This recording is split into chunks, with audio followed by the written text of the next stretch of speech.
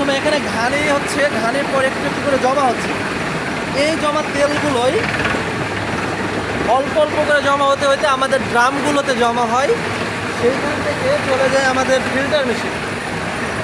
আপনাদেরকে দেখাবো ফিল্টার মেশিনটা।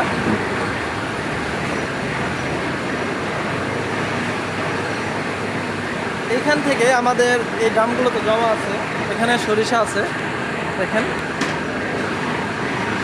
এইটা হান্টার মেশিন। এখানে হচ্ছে যে অবশিষ্ট আমাদের যে সরিষার যে মাড়াইকৃত সরিষার অবশিষ্ট তেলগুলো এখানে নিয়ে এসে ভাঙানো হচ্ছে।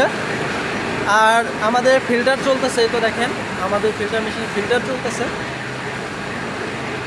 দেখেন কত সুন্দর কালার আসছে মাশাআল্লাহ, তেলের সোনালী বর্ণের। এখান থেকে আমার ড্রাম ফিল্টার হচ্ছে, ড্রাম থেকে সেখান থেকে সরিয়ে নিয়ে আমরা একটা ড্রামে মোটরের মাধ্যমে সিস্টেম করে, আমরা অটোমেটেড সিস্টেম করা আছে।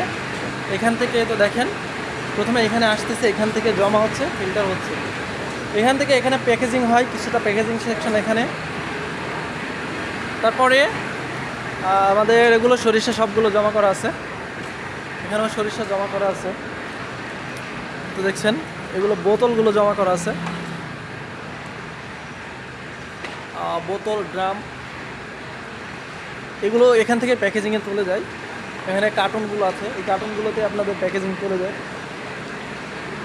তো এই তো আমাদের অবস্থা। তো আপনারা যারা পিওর ট্রেড থেকে সরিষার তেল নিতে চাচ্ছেন